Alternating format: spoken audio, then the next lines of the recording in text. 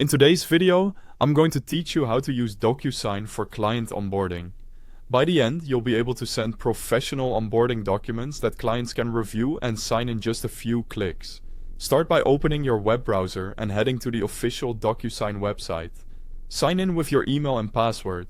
If it's your first time, make sure you're using the correct account associated with your business.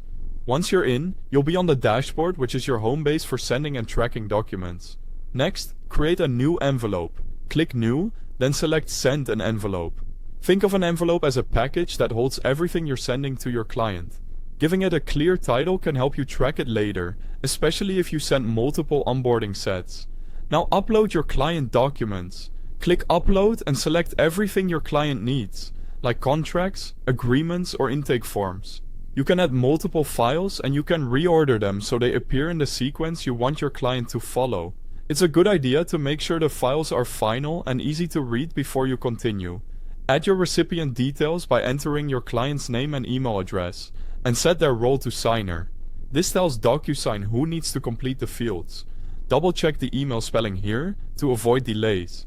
With your recipient added, place the signing fields. Drag and drop signature, date, and initials onto the correct spots in each document.